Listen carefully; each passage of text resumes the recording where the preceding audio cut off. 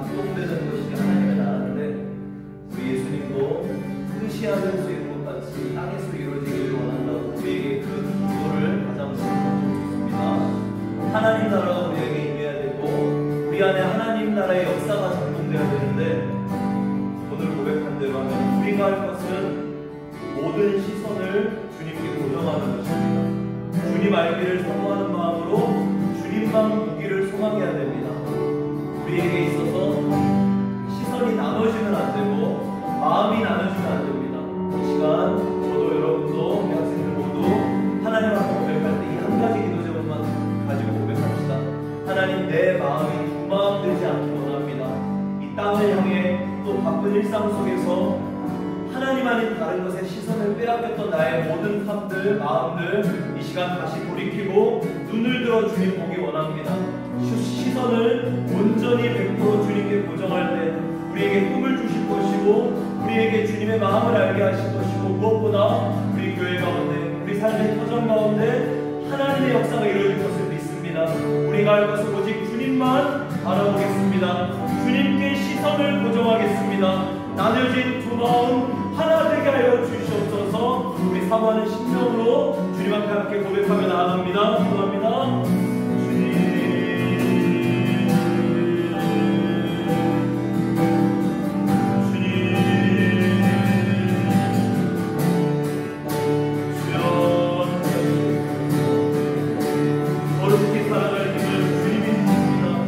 내 의지로 내 힘으로 사는 것이 아니라 주님이 주십니다.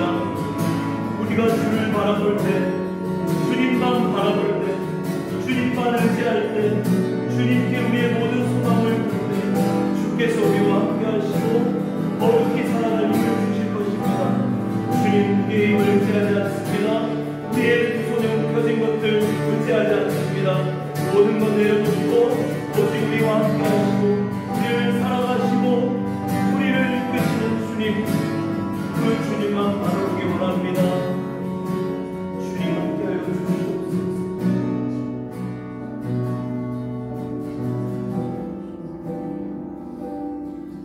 하나님, 거룩히 살아갈 힘을 구합니다. 주님, 우리의 힘과 우리의 경험과 우리의 지식, 우리가 가진 어떤 것으로도 우리는 스스로 거룩히 살아갈 수가 없는 존재입니다.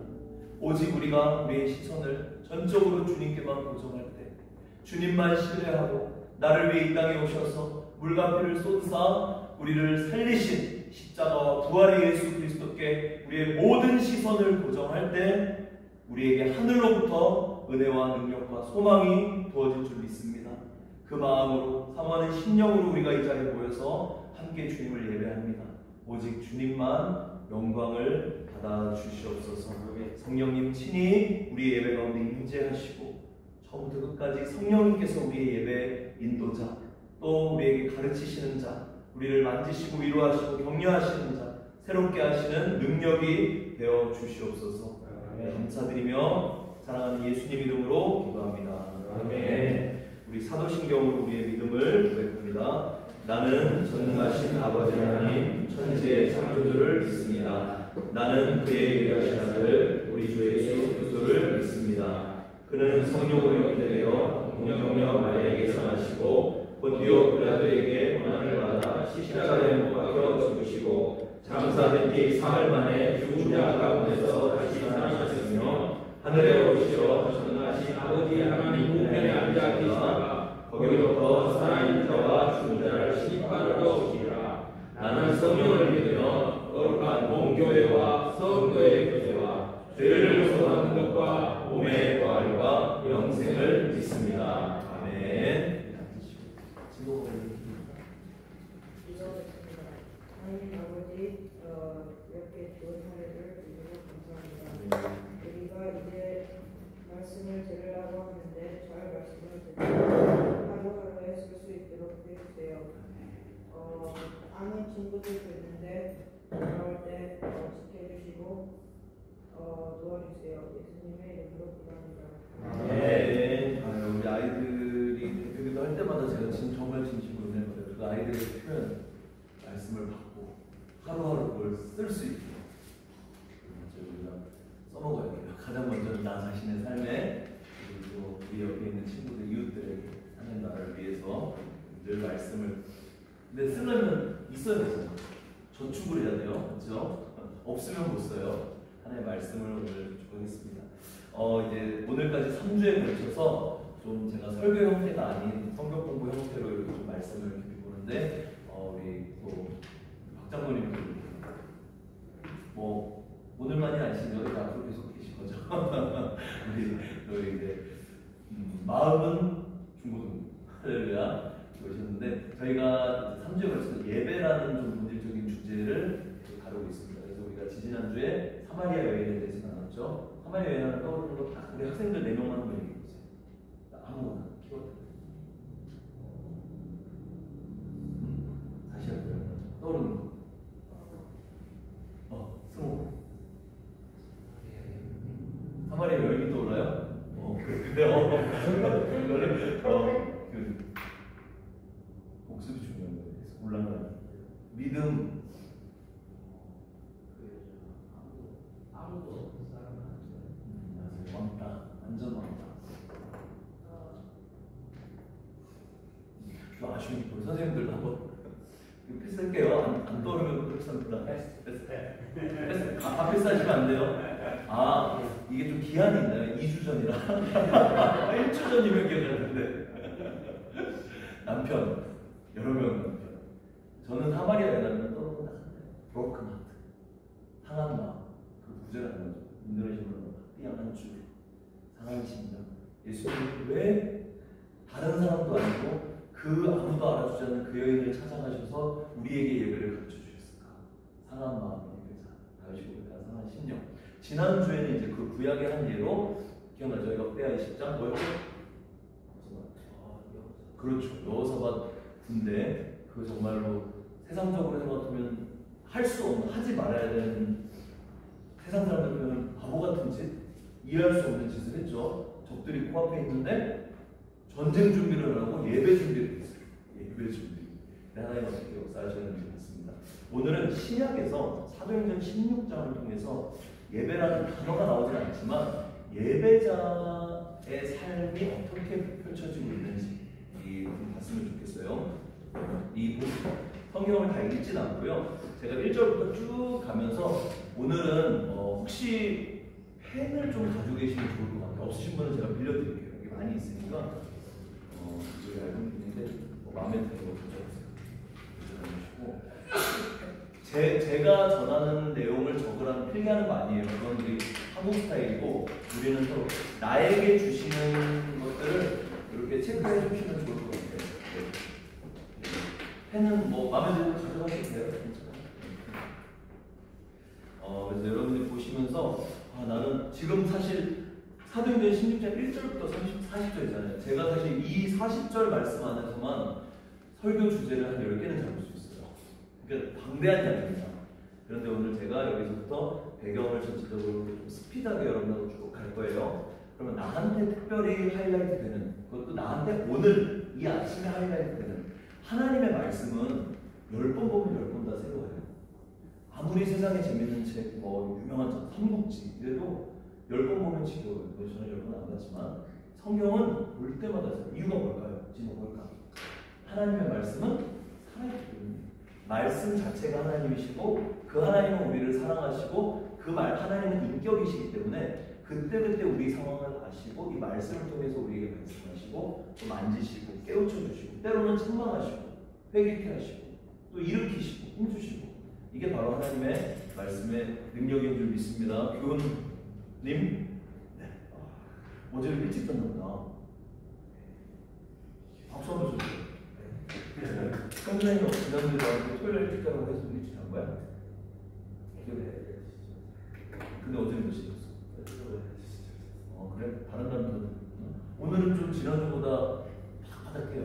눈빛이. 토요일에 늦게 자면 안 돼요. 그래서 주의를 위해서. 네, 봅니다. 1절부터 눈으로 쫓아오시면서 체크하시면 됩니다. 바울이 어딘가에 이르렀는데 누굴 만났죠? 디모데라고 하는 제자를 만났습니다. 근데 디모데는 혼혈이네요. 누구? 엄마는 유대인, 아빠는 헬라인, 혼혈이에요. 여러분 그거 아세요? 유대인들은 모계 쪽일까요? 부계 쪽일까요? 혈통을 따질 때 우리는 대한민국 사람들은 아빠가 한국 사람인데 엄마가 외국 사람이면 쟤는 한국 사람으로 생각하죠. 또. 근데 엄마가 한국 사람인데 아빠가 왜 외국이냐? 그러면 우리 좀 반대죠. 근데 유대인들은 안 그래요. 유대인들은 엄마가 유대인이어야지 뭐게. 유대인들의 가장 중요한 교육 중에 하나가 이제 밥상머리 교육, 침상머리 교육이잖아요. 침대에서 늘 엄마가 얘기해주고 어릴 때부터 잘 아는 대로 모세, 요게벳이 그 유모로 들어가서 모세를 어릴 때부터 가르쳤잖아요. 굉장히 중요한 겁니다. 근데 이 디모데는 사실 이 본문 가지고 할 수 있지만 좀 빨리 넘어갈게요. 칭찬받는 자였어요. 굉장히 훌륭한 사람이었어요. 바울이 그래서 그를 데리고 떠나고자. 무슨 말입니까? 지금 이 상황은 15장까지 보면요. 제가 예전에 우리 반동반석교회에서 처음 설교했을 때인가 마가복음 1장 1절로 설교한 적이 있었어요. 복음의 시작이라. 그때 청년 마가에 대해서 얘기했죠. 바울하고 같이 선교회를 떠났죠. 정말 뜨거운 마음으로 떠났지만 중간에 도망갔죠. 이유는 부잣집에서 살아 마가 너무 힘들었던 거야. 그래서 그 이후에 어떻게 됐어요? 두 번째 선교 여행을 가려고 할 때 바울은 마가는 안 된다. 얘는 한번 우리를 배신하고 떠나내라. 안 된다. 근데 마가의 삼촌이었던 바나바는 그래도 기회 줘야 돼. 데리고 가야 된다. 그래서 둘이 어떻게 됐어요? 완전히 인도네시아 용어로 하면 그걸 따자면 이렇게 나오는 거예요. 첨예하게 싸웠다는 거. 진짜 싸웠다는 얘기예요. 그리고 둘이 결국 갈라졌죠. 그래서 바나바가 마가를 데리고 떠나고 바울은 신라와 함께. 이게 2차 선교 여행이죠. 이게 16장이 바로 그 2차 선교 여행입니다. 그 상황인데 이제 또 누구를 만나게 된다고요? 디모데라고 하는 바울의 가장 최고의 영적 후계자인 사람을 만났어요. 그래서 데리고 갑니다. 3절 사실 오늘 본문의 저희 본질적인 주제인 예배와는 조금 거리가 있는 내용이지만 이 내용은 우리 배경적으로 좀 알면 좋을 것 같아서 같이 나눕니다. 근데 이제 디모데를 데리고 이제 사역을 다니는데 3절에 보면 디모데를 무엇을 시켰어요? 할례를 시켰어요. 할례. 이 할례라고 하는 건 율법 의식이잖아요. 근데 신기한 것은 요 바로 앞에 15장 보면 예루살렘 공회에서 예수님을 믿는 이제 유대인들 안에서 논쟁이 엄청 일어나죠. 이건 사도행전 역사의 가장 큰 일이에요. 그러니까 할례를 받아야 구원받는다. 할례가 아니다. 예수님을 믿는 믿음이다. 그래서 로마서 보면은 할례자냐 무할례자냐 이게 계속 논쟁이거든요. 우리로 따지면은 오직 믿음으로 오직 예수 그리스도를 구원받는다고 한다. 아니야. 그래도 믿지만 이것도 해야 되라고 하는 게 할례. 왜냐면 이거는 이스라엘 백성들에게 유대인들에게 너무 중요한 거기 때문에 아브라함에서부터 시작된 그냥 너무 이거는 그냥 뼛속 깊이 있는 전통이에요. 그런데 이제 이 바로 앞에 어떤 장면이 나오면 아니다. 그래서 예루살렘 공회의에서 모든 리더십이 결의를 해요. 할례가 구원의 조건이 아니다. 그래서 바울 손에 그것을 편지를 써서 모든 교회에 뿌립니다. 이래됐죠. 그런데 신경은 모순적으로 왜 바울은 디모데에 할례를 시켰을까요? 구원의 조건이 아니잖아요. 이런 거 굉장히 말씀을 자세히 보시고 좀 중요하게 생각해야 돼요. 심지어 디도는 바울의 제자였던 디도는 할례를 안 해요. 안 시켜요. 이유는 뭘까요? 디모데가 이렇게 해야지 구원받기 때문에 당연히 아니죠. 여기 나온 것처럼 디모데의 엄마가 유대인이었기 때문에. 근데 유대인인데 디도는 완전 헬라인이에요. 사람들이 디도를 볼 때 쟤는 헬라 사람이구나 이렇게 되는 거예요. 우리가 누군가를 한국 사람끼리 봤을 때 쟤는 한국 사람인가라고 할 때 뭐야 한국 사람인데 왜 저걸 안 하지? 라고 하는 것들이 있을 수 있죠. 뭐가 있을까요? 김치 그렇지. 뭐 이게 구웠나 한번 젓가락질 그렇죠. 제가 이제 우리 여기 근처 이제 순나 친구들 만나서 복음을 전할 때 사실 이제 정말 극소수로 이제 영접하는 친구들이 있어요. 근데 보니까 그들이 영접하고 난 후에 이 순나는 제가 인도네시아 전체 이슬람을 저도 조금씩 공부하면서 순나 사람들 정말 특이한 게 있구나. 이 사람들이 이슬람에 대한 이제 이슬람으로 해서 예수님 믿게 돼서 개종을 할 때, 기독교를 개종할 때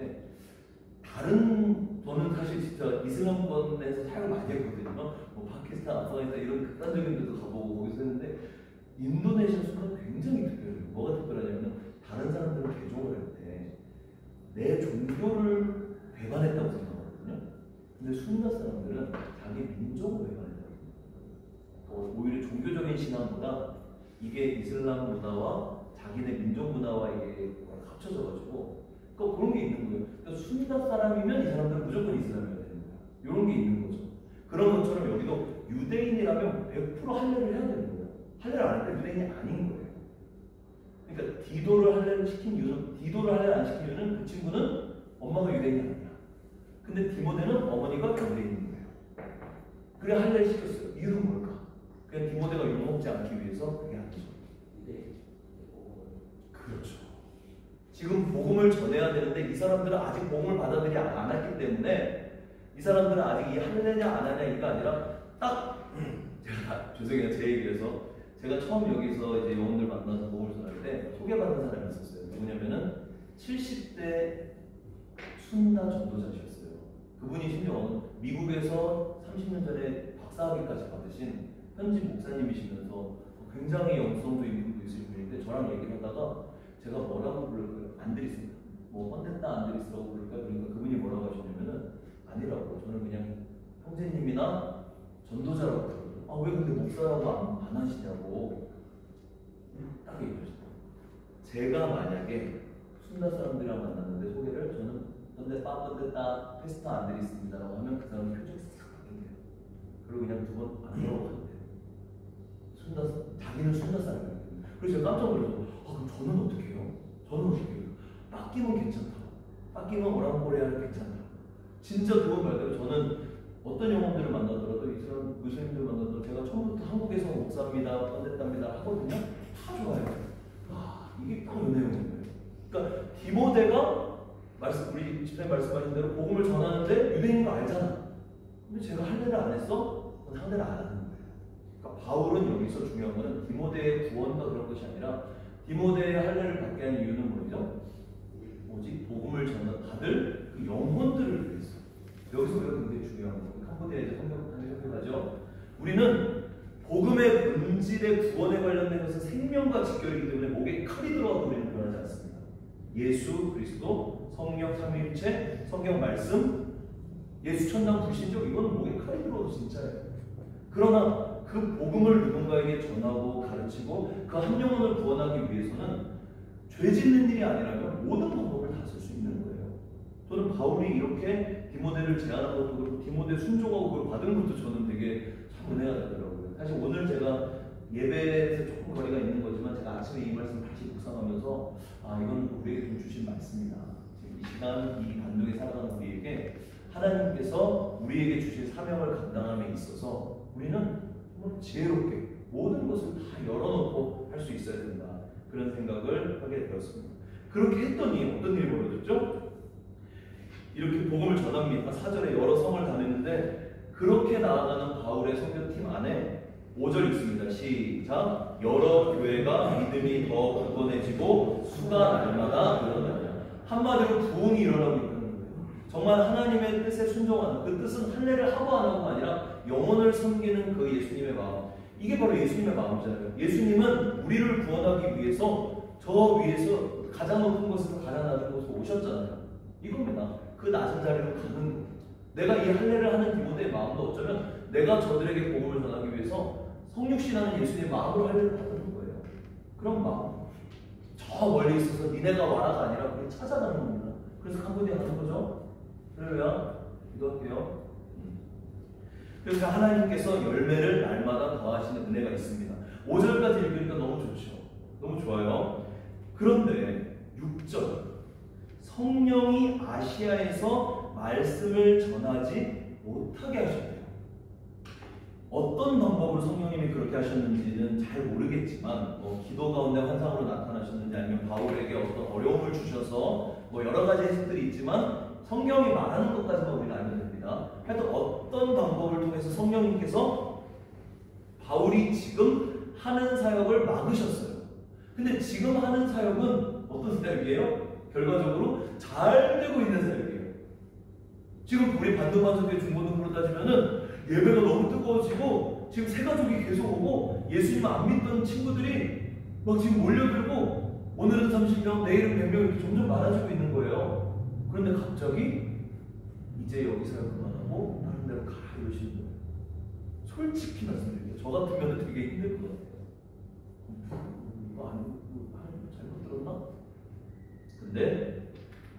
여기 7절에 보면은 또 중요한 말씀, 예수의 영이 허락하지 않아요. 그래서 거기를 떠나서 아 여기 아니구나라고 딴 곳으로 갔는데 이번에 7절에서는 또 예수의 영이 무언가를 막으세요. 성령님 나왔고 예수님의 영이 나왔어요. 그리고 9절에 환상 가운데 마게도냐 사람, 지금 여기서 아시아라고 하는 곳은 지금으로 말하면 이제 터키 지방입니다. 그러니까 터키 쪽에 부흥이 막 일어나고 있는데 거기서 더 복음을 전하고 싶었는데 지금 마게도냐, 지금으로 말하면 그리스예요.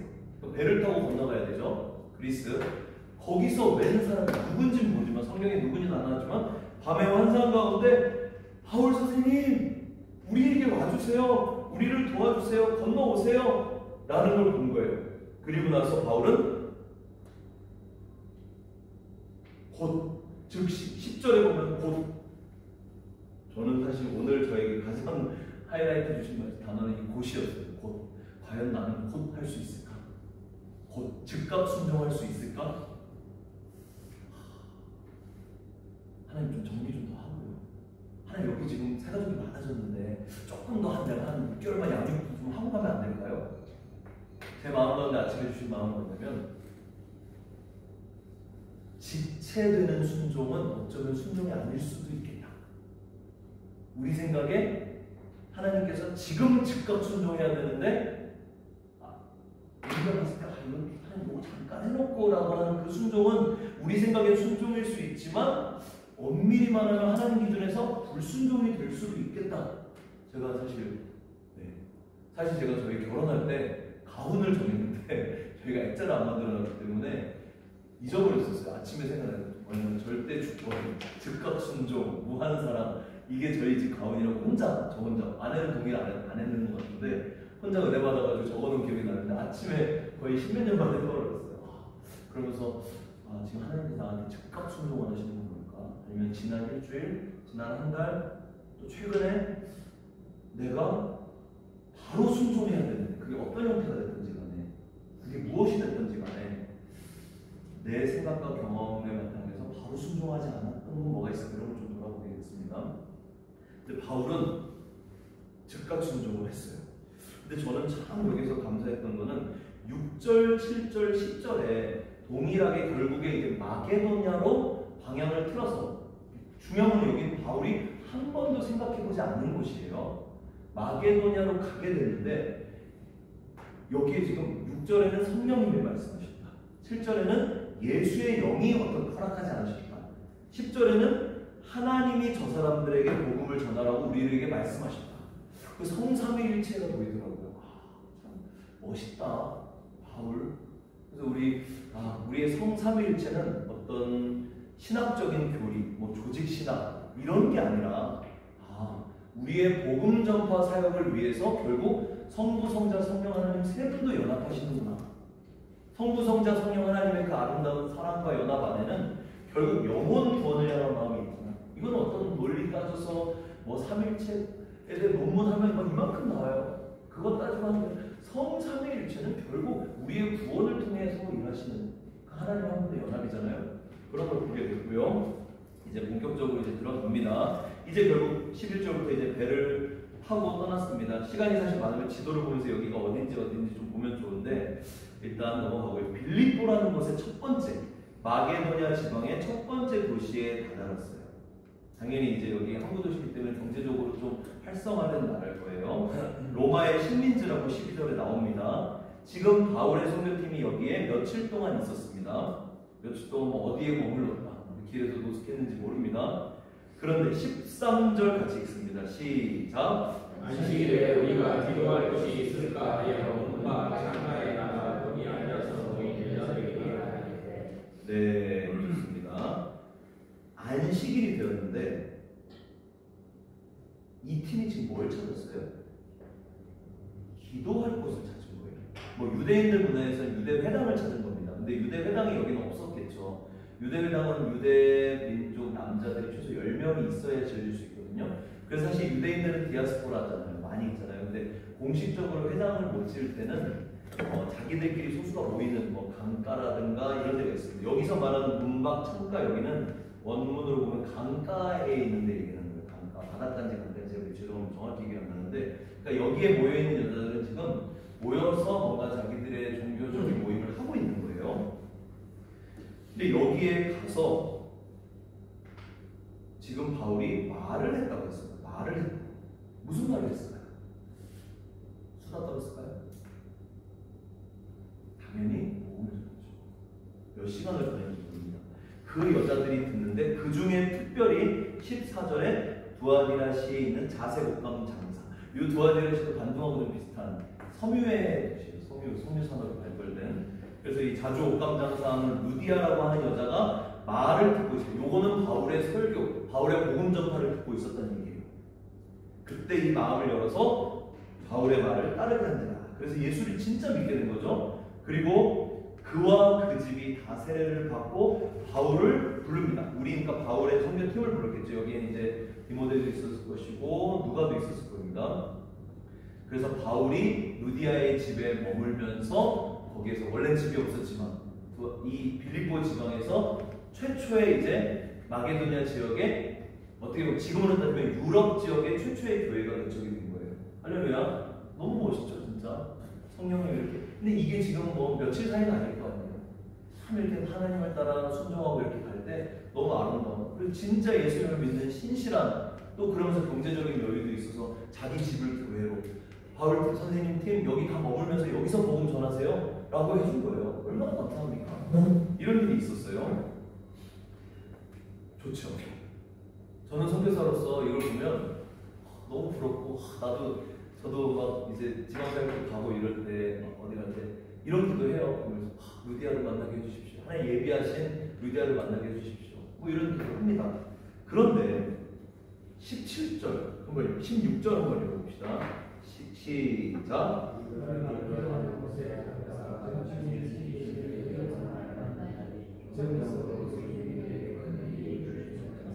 네. 아까도 기도하는 곳을 찾다가였죠. 이번에도 동일하게 기도하는 곳을 가다가 예배하러 가다가 근데 누굴 만났어요? 귀신 들린 여종을 만났어요. 보통은 여종 만나 귀신 들린 사람 하면 고쳐주면 되죠. 근데 여기는 누가 있어요? 귀신 들린 여종의 엄마나 아빠가 있는 게 아니라 특이한 상황이 나옵니다. 누가 있죠? 그 주인, 성경을 자세히 봐야 돼요, 진호. 귀신 들린 여종을 만났는데 점치는 자인데 주인들이라고 나왔죠. 복수예요. 그들에게 큰 이익을 준다. 지금으로 말하면 진짜 영과 있는 점쟁이 무당이에요. 무슨 선녀. 여러분 뭐 우리는 전혀 경험해 본 적이 없지만 진짜 한국에서 잘 나가는 무당들 뭐 그런 사람들은 돈을 쓸어 모아요. 그냥 돈을 쓸어 모아요. 한 번 만나는 것만 해도 몇백만 원, 몇천만 원 주게 돼요. 한 번 만나는 건 진짜 영빨이 있는 사람들이라고 하는 거. 지금 여기서 뭐예요? 주인들에게 큰 이익을 주는 여자예요. 얼마나 점을 잘 치는 게 귀신이 역사하고 있는 거죠. 그럼 이 사람이 점치는 게 가짜였을까요? 진짜였을까요? 진짜예요. 점쟁이들 진짜예요. 점쟁이들 진짜 점쟁이는 진짜예요. 그런데 교훈아, 그러면 우리도 점치러 갈까?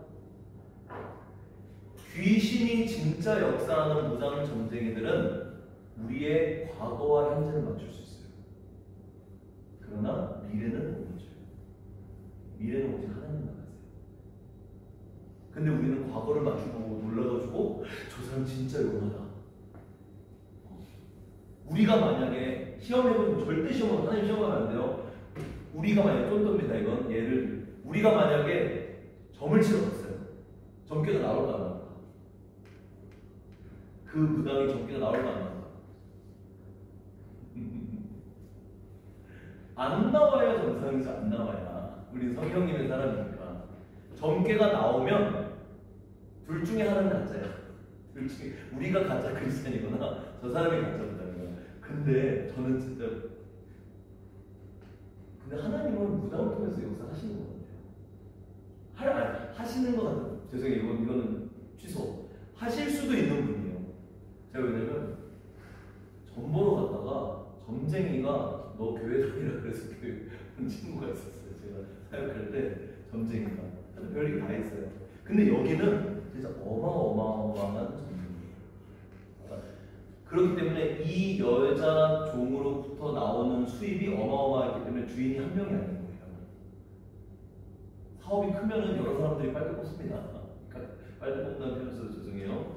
그런데 바울을 계속해서 따라다니면서 바울의 사역을 방해하는 거예요. 바울이 너무 힘들어서 18절에 내려와서 나는 지금 복음 전해야 되는데 안 되겠다. 그래서 18절 예수 이름을 명하노니 귀신 나와라 했더니 즉시 나옵니다. 19절에 어떻게 됩니까? 그 주인들이 바울과 신라를 잡아가지고 관리들에게 끌고 가서 뭐라고 합니까? 이 사람들 유대인인데 우리 성을 심히 요란하게 합니다. 20절 그리고 21절 우리가 받지도 못하고 행하지도 못하고 하면 안 되는 풍속을 전하고 있습니다. 그러면서 고발하는 거예요. 지금으로 말하면 뭡니까? 뭐 정치범, 뭐 사회 문화를 막 흔드는 뭐 내란 이런 나라 조심히 써야 되는데 뭐 이런 범죄를 저질렀다고 고소를 한 거예요. 고발을 한 거예요. 근데 사실은 이 주인들이 그래서 한 거 아니잖아요. 이 주인들이 고발한 이유는 딱 하나입니다. 자기들의 수익, 소망. 19절에 자기 수익의 소망이 끊어진 것을 보고 열받아가지고 고발을 한 거죠. 그래서 어떻게 됩니까? 이제 판결을 내려서 옷을 찢고 매를 치다. 유대인 법에는 40에 하나 가만매를 드리잖아요. 40에 하나 가만매. 그럼 39대예요. 그 39대가 우리 그냥 옛날에 맞는 게 아니라 정말 한 대 맞으면 뼈가 없어져요. 그래서 40에 하나 가만매는 죽기 전까지 때리는 거거든요. 근데 여기는 지금 빌립보 지역은 아까 로마의 시민이잖아요. 제한이 없어요. 40대 이상 맞았어요. 거의 죽을 지경까지 맞았을 거예요. 왜 그러냐면 이때 당시 문화에서는 요 때리는 거를 몇 대를 결정하는 사람이 더 많이 때리면 그걸 고발한 사람들에게 돈을 더 받을 수 있는 거예요. 내가 이만큼 벌 줬으니까 나한테 될까 이만큼 줘야 될까? 완전 부패죠. 그러니까 지금 요 상황은 이제 말씀 안으로 들어갑니다. 여러분 내가 바울이라고 생각해 보세요. 너무 좋았어 지금 디모데 너무 좋았어. 너무 훌륭한 제자 만났어. 그리고 성령님께서 여러 번에 걸쳐서 결국 마게도냐로 빌립보로 가게 하셨어. 근데 역시 아니나 다를까 성령님께서 약속하신 대로 루디아를 만났네요. 교회가 개척됐네요. 심지어 그거는 우리가 언제 만났어요? 기도할 곳 찾아갔는데 만났어요. 여기까지 너무 좋았단 말이에요. 근데 두 번째 똑같이 기도하러 갔는데 거기서 웬 이상한 여종을 만나서 내가 결국 그 여종을 살려준 건데 어떻게 보면 억울한 누명을 쓰고 모함을 당해서 죽을 지경이 돼서 지금 감옥에 갇힌 겁니다. 여러분 여기 보시면요 옷을 찢어서 그냥 발가벗겨서 이 죽을 지경으로 매를 맞고 24절에 깊은 옥에 햇빛도 안 들어오고 어두침침하고 뭐 아무것도 없을 거예요. 우린 뭐 쥐가 얼마나 많을지 벌레가 얼마나 많을지 생각해보세요. 그리고 발에 뭐를 찼대요? 찾고 나중에 구글이나 이런 데 검색해보시면 나올 거예요. 찾고는요 어떻게 생겼을까? 두 발에 이렇게 차는 거예요. 근데 쇠사슬이 아니에요. 긴 나무 판대기입니다. 발을 어디다 놔야 돼요? 양 끝에 놓는 거예요. 그러니까 발을 거의 180도 찢어야 돼요. 그러면 여기를 고정해가지고 감옥에서 이러고 고정하고 있는 거예요. 두 손 이렇게 붙겠죠. 이렇게 하고 싶진 않지만 이 위대한 진짜 바울 선생님 여기까지만 보고 우리 부장집사님 한번 우리가 좀 상상하기 힘들지만 내가 바울이었다면 이때 어땠을까? 이날 이 감옥에 매 맞고 피 얼마나 많이 뼈도 부러졌을 수 있어요. 차포를 차고 어떠셨을까? 보험자가 하나 이렇게 고난을 당하게 되는데 마게도냐로 따라가기로 순종하면서 따라갔다. 그쪽으로 이제 갔는데 거기서 고난을 받고 핍박을 받고 그 과정에서 그 순종한 걸 했는 것 같이 받아들이고 따라가지 않을까. 저는 안 될 것 같아요. 저는 진짜 일단 아파서 안 될 것 같고 억울해서 안 될 것 같고 후회도 할 것 같아요. 그냥 그 귀신들이 전쟁이 내가 풀걸. 왜 괜히 거기서 내가 귀신 쫓아가지고. 이게 솔직한 저는 막 여기 안에 들어가 생각을 해봐요. 제가 바울과 신라가 있잖아요. 됐을까? 25절 같이 읽습니다. 시작. 한밤중에 바울과 신라가 기도하고 한밤중 거의 자정 새벽 1-2시 얘기하는 거예요. 기도하고 하나님 천국 여기서 예배드리고 있어요. 이 상황이. 근데 다른 죄수들이 들을 정도로 얼마나 찬양을 뜨겁게 했을까?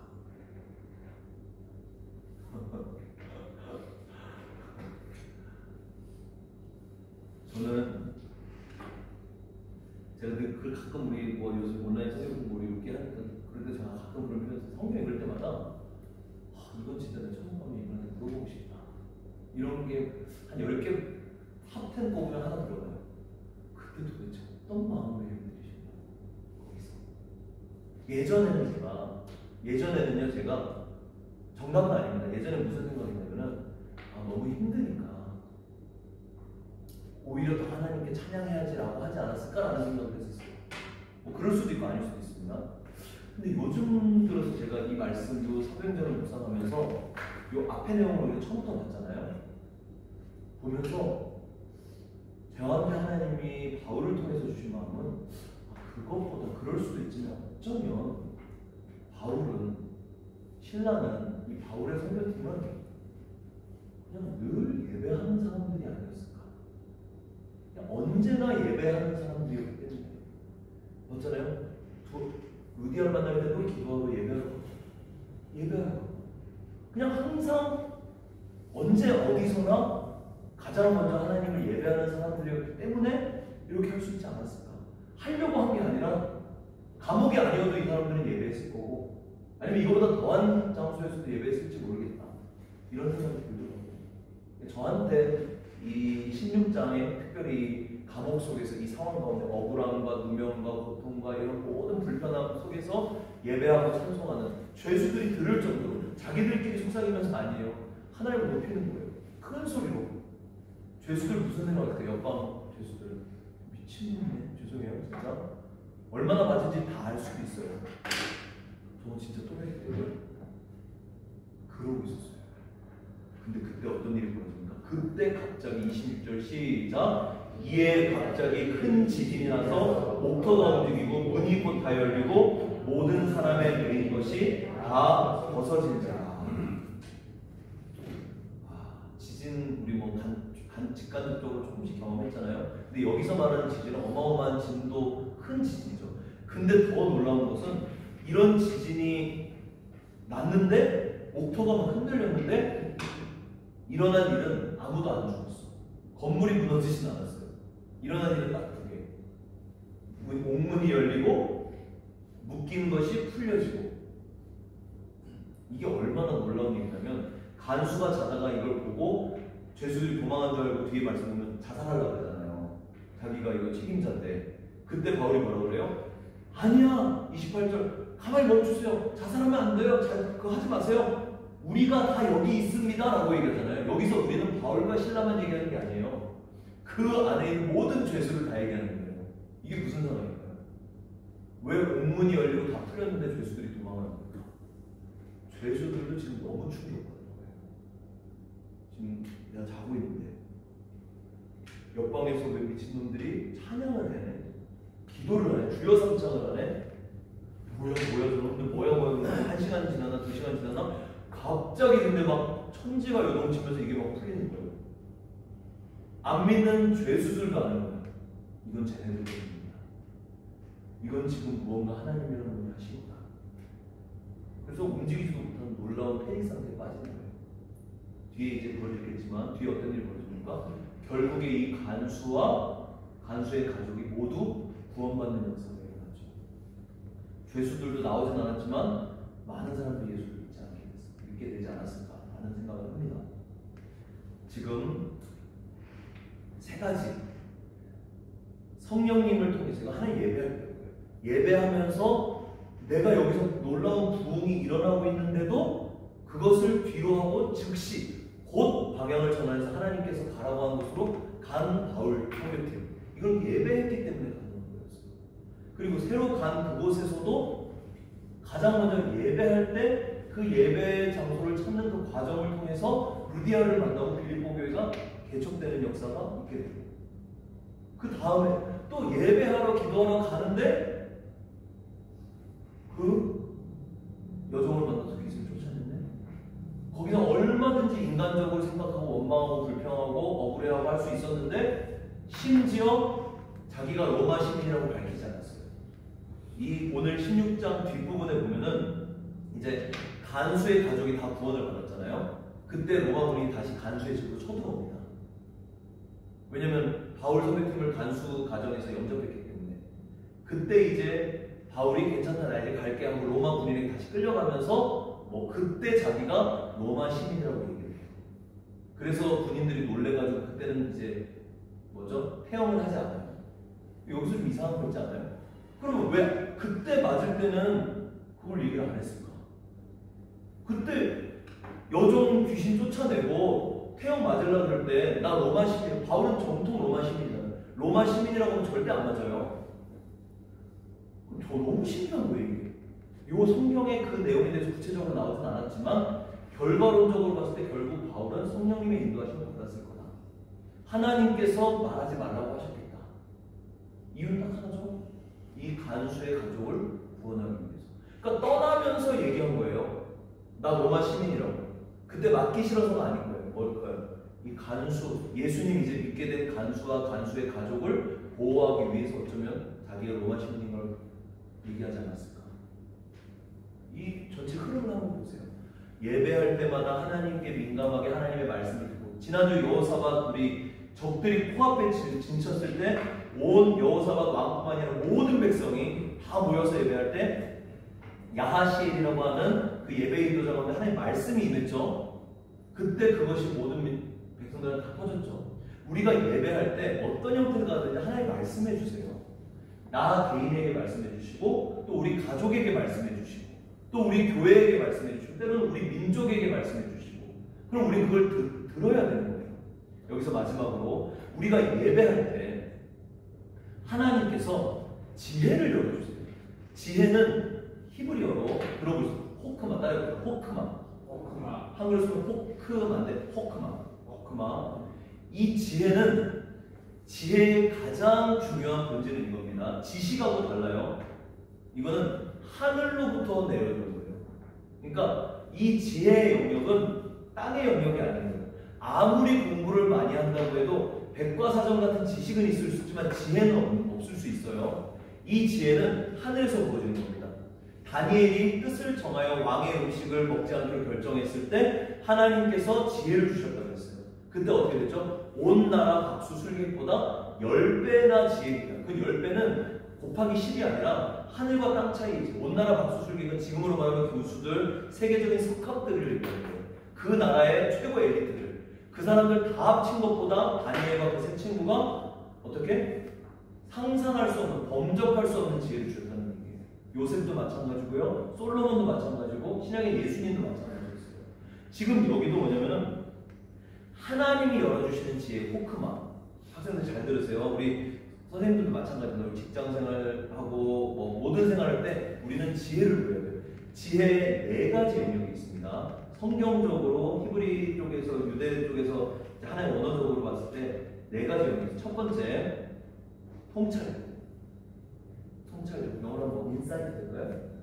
통찰력. 뭐죠? 통찰력은 어떤 상황, 어떤 문제, 어떤 사람, 어떤 사물을 봤을 때 그 핵심 본질을 딱 들이는 거예요. 딱 떠오르는 건 뭐가 있을까요? 여기 예를 들어서 솔로몬 그 판결, 죽은 애기 들고 할 때 갈라라. 예수님 시험할 때 예수님 수많은 바리새인들 시험하잖아요. 가이사에게 바칩니까? 누구에게 바칩니까? 이 여자를 돌로 치니까 말니까. 예수님의 놀라운 지혜 통찰력은 그 사람들의 질문에 의도 정확히 파악하고 딱 얘기하시잖아요. 그게 통찰력이에요. 이게 지혜의 한 1번 영역이고, 두 번째 뭐가 있어요? 분별력. 분별력 뭐예요? 나눌 수 있는 거예요. 구별할 수 있는 거예요. 무엇이 옳고 그른지, 내가 여기 가야 할지 말아야 할지, 이 사람하고 함께 해야 될지 말아야 될지, 이걸 분별할 수 있는 거예요. 성령님께서 바울에게 말씀하셨을 때 그게 하나님의 말씀인지 하나님의 뜻인지 분별할 수 있는 거예요. 요거 굉장히 중요해요. 그래서 지혜를 구할 때 네 가지를 구해야 되는데 세 번째 뭡니까? 집중력. 이것도 중요하죠. 예수님 놀라운 집중력, 바울 놀라운 집중력. 다 지혜예요. 구하셔야 돼요. 네 번째가 중요한 게 있습니다. 우리가 네 번째는 보통 지혜할 때 잘 생각 못하는 거예요. 민첩함. 그때 맞는 게 있어요. 그때 또 맞는 거예요. 바울은 그 성령님의 음성과 하나님의 인도하심을 통찰력 있게 보고 분별한 후에 즉각 순종했어요. 지체하지 않고. 야구 좋아하시는 분들, 야구에도 사실 홈런 타자들이 대단하다고 보지만 진짜 감독들이 좋아하는 타자는 적시타를 잘 치는 사람들이잖아요. 적시타는 뭐냐면 꼭 필요할 때 필요한 안타를 치는. 적시타가 영어로 하면은 타임리그. 그때 맞게 딱 하는. 지혜가 중요한 게 그때 꼭 맞는. 그래서 우리 다 학생들 선생님 다 포함해서 우리가 매일 아침마다 회사 가실 때, 학교 가실 때, 누구 미팅을 하실 때 하나님 저에게 하늘의 지혜 오토마를 부어주십시오. 통찰력과 분별력과 집중력과 민첩함을 부어주시옵소서. 지금 요 바울의 모습을 보면요, 디테일하게 요 40절 안에 다 설명되진 않았지만 분명히 성령님을 따라가고 하나님의 예배하는 바울에게는 매 순간순간에 하나님께서 통찰력 있게 보게 하시고 분별하게 하시고 또 집중하게 하시고 또 그때그때에 맞게 민첩하게 행동할 수 있는 지혜를 주셨다고 저는 봅니다. 이걸 보면 그렇지 않고는 바울의 1절부터 40절까지 나타나는 행동이 이해가 안 돼요. 분명히 성령님과 함께하는 예배자들에게는 이런 은혜가 있습니다. 할렐루야. 네. 오늘부터 나에게 오늘 주신 말씀 우리 짧게 나누시면 돼요.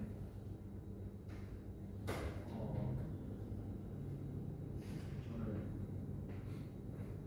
사역이 잘 되고 있는 바울에게 아시아고 이걸 또 받아들이고 딱 바로 순종하는 게 마음입니다. 네.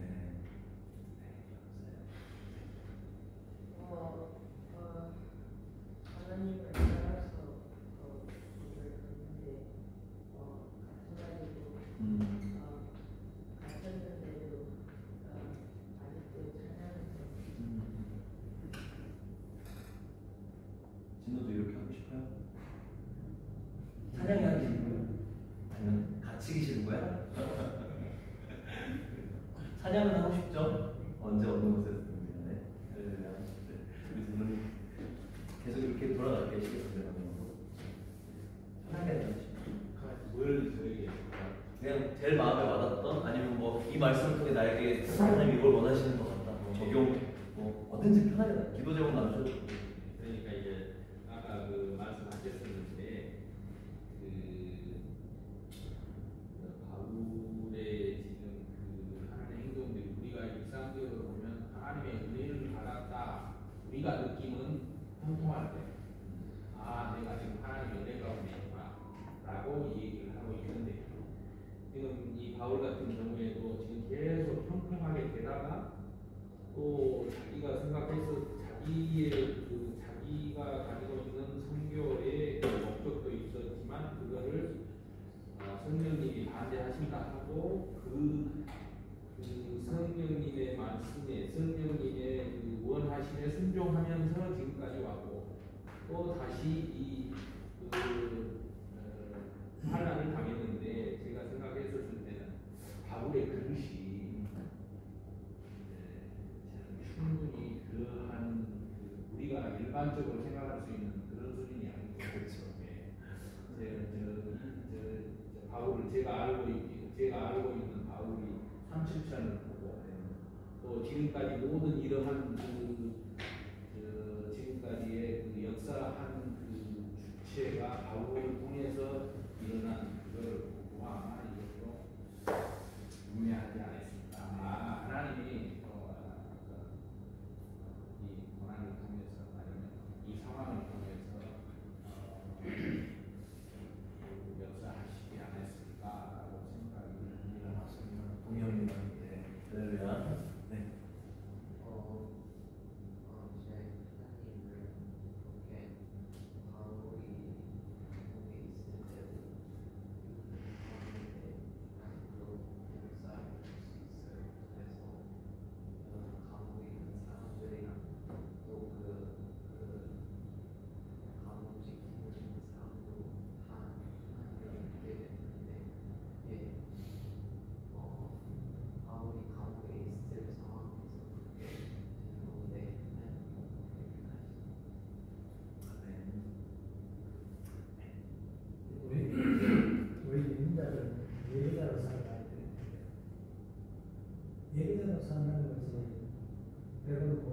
어려움을 당할 때도 있고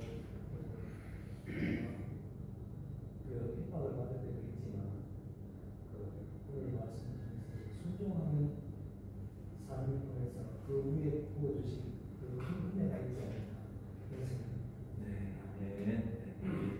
예, 저는 바울을 통해서 진정한 예배라는 즉각 순종하는 삶을 발견한다고 합니다. 네, 감사합니다.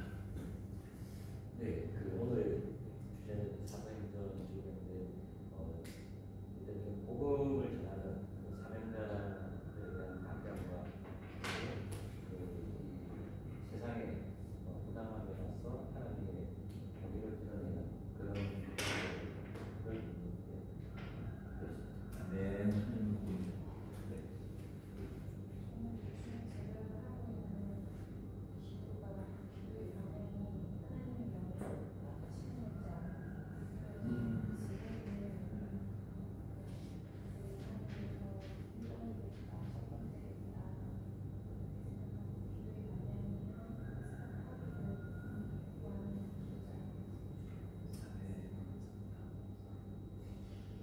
저는 우리 아이들이 말씀을 듣고 이게 하나하나 쌓여서 과연 우리 아이들이 참 좋은 말씀을 얼마만큼 그걸 가지고 갈까. 많은 부분이 여기에 있다가 부모님 따라와 갔다가 한국에 가면은 아니 다른 지역에 가면은 이런 생활을 좀 중단이 되는 경우가 굉장히 많다고 하는데 바울이 누군지 애들이 다 알아요. 우리는 하나님을 믿고 하나님이 순종하라면 순종하는 그 믿음만 아이들이 가지고 바울만큼은 아니더라도 가져갔으면 좋겠다. 우리 아이들이 됐으면 좋겠다라는 생각을 했어요. 아멘.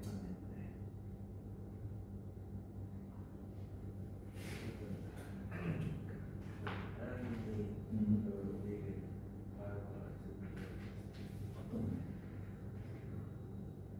왜 맞는 거예요? 네, 아, 네. 조심해야 돼요. 열마다 이제 찬양할 수 있는 그런 과학을 주시고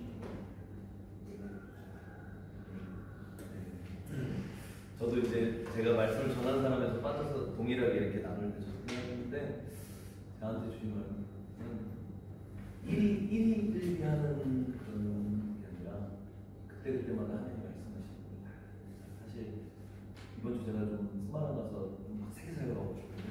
어제 그냥 밤에 한 번에 오면 되는데 제가 낮에 수마단 들렸다가 반동에 5시 급하게 왔다가 다시 또 수마단 갔다가 밤에 11시 왔어요. 그 이유는 하나 지금 저희 센터 공사하고 있는데 인테리어 공사하고 있는데 그걸 두 눈으로 직접 봐야 돼서 근데 작업자가 자기 작업 지시한 거에 대해서 자기가 믿고 하겠다 해서 열쇠를 맡기고 간 거예요 제가.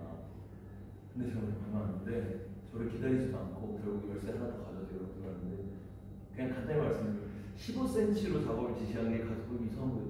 25cm인 거예요. 죄송해요 진짜 제가 인간이 들려서 뚜껑이 그래서 당연히 뭐 새로 하는 거죠. 당연히 하는 건데 막 너무 막 제가 막 그 과정도 오고 가는데 막 차도 막히고 너무 막 운전 막 거의 10시간 막 왔다 갔다 하고 그랬는데 근데 이거 비교하면 진짜 우리가 조금이라도 흉내라도 좀 내고 싶은데 뭐 바울이 당한 거에 비하면 지금 저는 일도 아닌 거잖아요. 언제든 일어날 수 있는 일. 그러면서 바울은 그 상황이 아니라 결국의 결론은 영혼 구원으로 가는 거예요. 그래서 저는 지금 다시 제가 좀 회개해야 하는 마음이고요. 하나님 요일을 통해서 나에게 뭘 말씀하시나 그리고 요거를 통해서 같이 만난 그 우리 무강 할아버지 아저씨, 순자 아저씨, 중간 업자 그 사람들하고 그렇지 일만 하기 위해서 만난 거 아닐 수 있겠다. 좀 기도하면서 겸손하게 회개하는 마음으로 좀 나아가면 하나님 더 은혜 주시지 않을까. 공사가 우선이 아니었구나. 공사도 중요하지만 그런 마음을 좀 주셨습니다. 우리 기도하고 우리 한 1분 정도만 나에게 주신 마음을 하나님께 올려드리고 또 하나님 하나님의 도우심을 구할 부분들 구체적으로 구하시고 우리가 됐으면 좋겠습니다. 같이 우리 통성으로 기도하겠습니다. 하나님 주님의 은혜를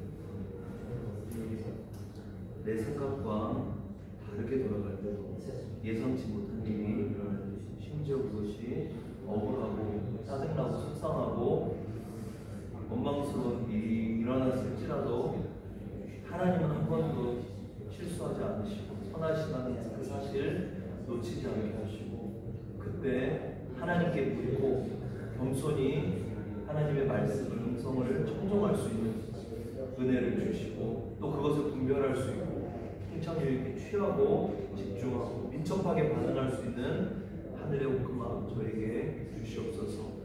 저희 센터인 교육봉사 이 과정 가운데 만난 에반과 아셉 아저씨 하나님 말씀하시는 것 듣겠습니다. 영혼 구원을 위해 집중하겠습니다. 주님 은혜를 하여 주시옵소서. 우리 찬양 시선 같이 부르면서 흘러가도록 감사 안 하고 부를게요. 시선 한 절만 한 절만 같이 부릅니다. 시작. 내게로부터 눈을 들어 주를 보기 시작할 때 주의 일을 보겠네. 내 작은 마음 돌이키사 하늘에 꿈꾸게 하네. 주님을 볼 때 모든 시선을 주님께 드리고 살아계신 하나님을 느낄 때 내 삶은 주의 역사가 되고 하나님이 일하기 시작한 모든 시선을 주님께 드리고 전능하신 하나님을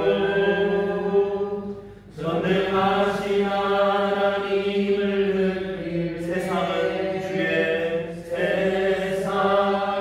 주의 나라가 되고 하나님이 일하기 시작하네.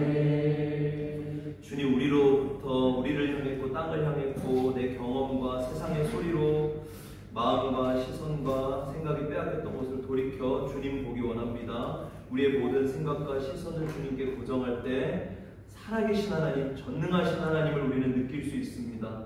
그곳이 우리의 일상의 어떤 터전일지라도 심지어 고난의 자리일지라도 지진이 나는 감옥 속일지라도 내가 원치 않은 내가 정말로 바라지 않았던 생각지도 못했던 그런 일이 벌어진 상황 속에서도 모든 시선을 주님께 드릴 수 있는 저희들 되기 원합니다.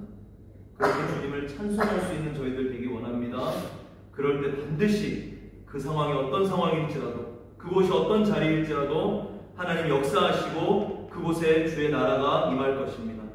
그 마음으로 평생을 사는 우리 반등만석교회 중고등학생들, 우리 사랑하는 선생님들 모두가 되게 하여 주시옵소서. 이 마음 담아 주님 앞에 예물 드립니다. 이 예물 하나님 영광 받으시고 쓰인 곳마다 하나님의 생명의 복음의 역사가 나타나게 하여 주시옵소서. 지금은 우리 구주 예수 그리스도의 은혜와 하나님 아버지의 크신 사랑하심과 성령님의 말씀하시고 인도하시고 때로는 막으시고 우리를 가르치시는 그 모든 은혜가 하나님을 예배하며 하늘의 제 호크마, 통찰력과 분별력과 집중력과 민첩함을 구하며 복음 전파 영혼 구원을 위해 살기 원하며 나아가는 우리 모든 사랑하는 반등반석교회 중고등부 가족들 가운데 인생길 가운데 사업장 가운데 지금부터 영원까지 함께 있을지어다. 아멘. 우리 하나님께 영광을 주셔서 오늘은 이렇게 고백했으면 좋겠습니다. 하나님을 바라봅시다. 하나님을 바라봅시다. 추가할게요. 언제 어떤 상황 속에서도 어디서나 하나님을 바라봅시다. 시작. 언제 어디서나